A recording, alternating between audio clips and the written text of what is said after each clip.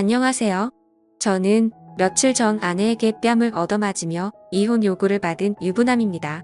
그런데 억울하기도 하고 아니면 아내의 반응이 당연한 것 같기도 하고 답답한 마음에 욕을 왕창 먹을 각오로 사연을 보내봅니다.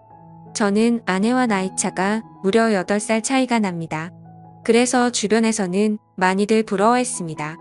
물론 저 역시도 예쁘고 어린 아내이기에 너무 좋지만 때로는 무언가 공감할 수 없고 너무 어리고 해맑기만 한 철없는 여동생 같기도 하였습니다. 그런 아내를 화나게 만드는 단 한 가지가 있습니다. 그건 바로 장모님입니다. 지금의 장모님은 아내의 생모는 아닙니다. 장인어른께서 아내의 생모이자 첫 번째 부인과는 사별을 하셨었고 그 후로 아내와 처남을 홀로 키우셨습니다. 아내와 처남이 장가를 간 이후에 어느 날 만나는 여자가 있다며 재혼을 하고 싶다고 말씀하셨습니다. 가족들은 처음에 장인어른의 말씀에 당황하였지만 모두들 환영한다며 그분을 소개해 달라고 하였습니다. 그분이 지금의 장모님이십니다. 처음 뵙는 날의 장모님 모습을 아직도 잊지 못합니다. 장인어른보다 무려 15살이 어리고 저보다 고작 3살 많은 누나였습니다. 그리고 복장은 짧은 치마에 쫙 달라붙는 티셔츠를 입었고 진한 향수 냄새가 진동했으며 짙은 화장은 마치 활용의 업소 여성같이 보이기도 했습니다. 소개하는 자리보다는 나이트나 클럽이 더 잘 어울릴 것 같은 모습이었습니다. 식사와 함께 대화가 오고 갔지만 다들 반응은 냉담했습니다. 아내도 처남도 이거는 아니라면서 절대 반대를 하였고 저나 처남 댁은 별말 없이 암묵적 동의만 하였습니다. 장인어른은 그분의 겉모습과 달리 속은 여리고 착하다며 이해해달라고 하셨습니다. 평생을 너희의 인생을 위해서 살았는데 남은 장인어른의 인생도 지켜달라고 하셨습니다. 한동안 불화가 있었지만 결국 장인어른 뜻대로 재혼을 하시게 되었습니다. 너무나 젊은 새엄마 새장모님에 대한 호칭도 부자연스럽고 어색했지만 그래도 장인어른이 행복해 하셨기에 모두들 노력하였습니다. 그렇게 행복할 것만 같은 시간은 길지 않았습니다. 2년쯤 지나서 장인어른은 암에 걸리셨고 몇 번의 수술과 항암 치료를 하였지만 약 1년의 투병 생활 끝에 결국 돌아가시고 말았습니다. 아내는 젊은 장모님이 장인어른의 나이나 건강 상태를 고려하지 않은 채 무리하게 여행도 다니고 밤늦게 데이트도 다니고 술도 같이 많이 마시면서 일찍 돌아가시게 된 거라며 원방하였습니다. 제가 봐도 장인어른께서 12년 사이에 많이 수척해지신 것 같았습니다. 그러니 아내는 더욱 장모님을 원망하였고 장인어른이 계실 때에도 가족들과 장모님 사이에는 분명 안 보이는 벽이 있었습니다. 결국 모든 가족들의 원망과 화살은 장모님께 쏠렸습니다. 장인어른은 이렇게 될 것을 미리 예상하셨던 것 같습니다. 어느 날 평소와 다름없이 낮에 시간이 나서 병원에 들렀습니다. 병원비를 결제하고 병실에 올라갔더니 장인어른 혼자 계셨고 조용히 할 말이 있다며 바람 쐬러 나가자고 하셨습니다. 맞사위였던 저는 그 전에 장인어른과 소주 한 잔씩 하면서 말동무를 해드리고 하였습니다. 많이 답답하고 힘드시지 하면서 장인어른께 말씀을 드렸습니다.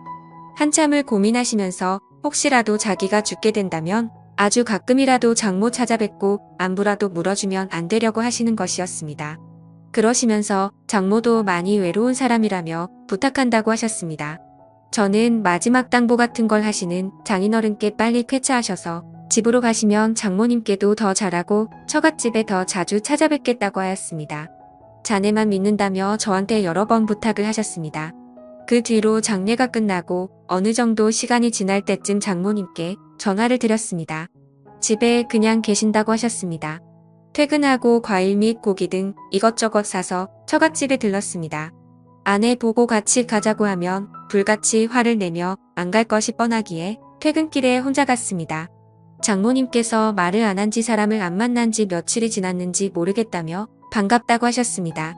장모님도 많이 수척해지시고 예전과 달리 얼굴에 그늘이 가득했습니다. 장모님의 이런저런 넋두리와 저녁 식사를 마치고 다음에 또 오겠다고 인사를 드린 후 나왔습니다.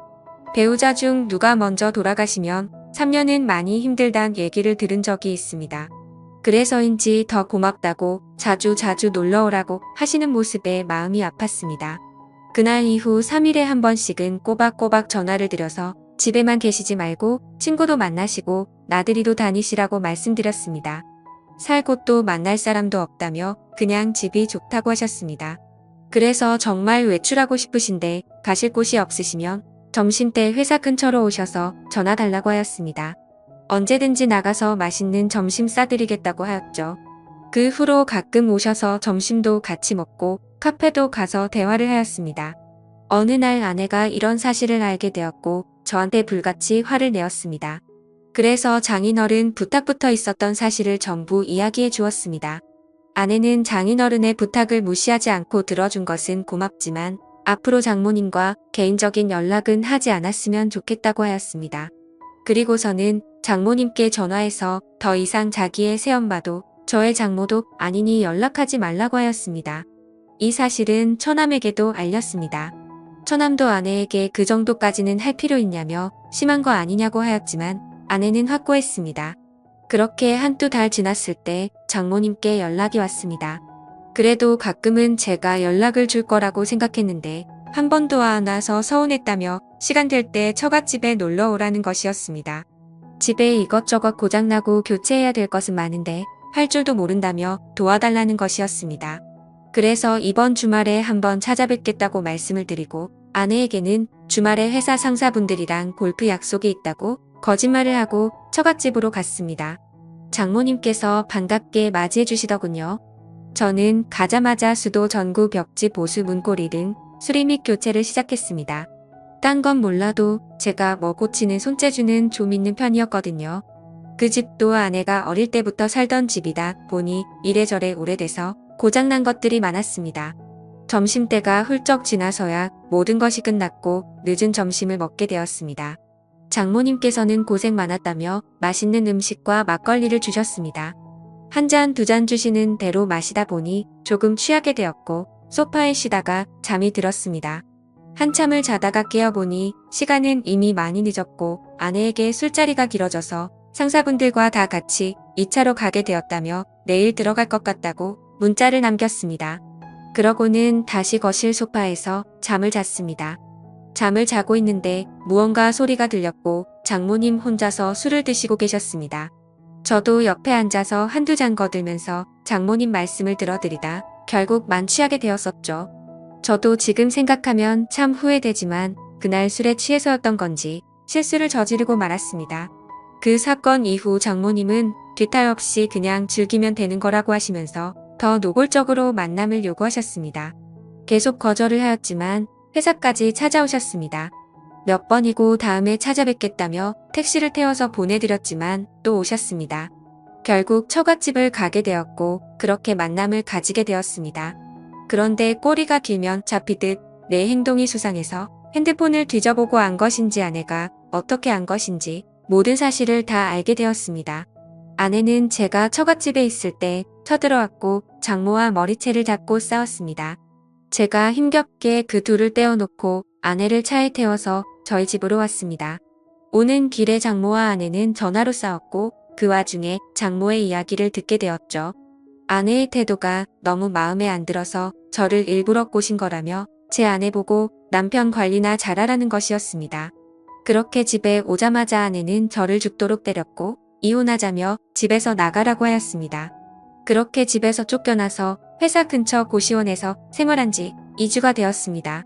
한 번의 실수에서 멈추지 못한 점 계속되는 만남에 요구를 거절하지 못한 점 만남을 가진 점 아내의 신뢰와 믿음을 저버린 점 등 제 잘못이 많은 것을 잘 알고 있습니다.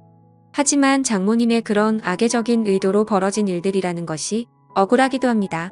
어떻게 보면 저도 당한 경우인데 아내는 무조건 이혼을 요구하고 저는 어떻게 해야 할까요? 용서받고 앞으로 아무 일 없었던 듯이 함께 살 수는 있을까요? 앞으로 어떻게 하는 게 나을지 인생 선배님들께서 말씀 좀 해주시기 바랍니다.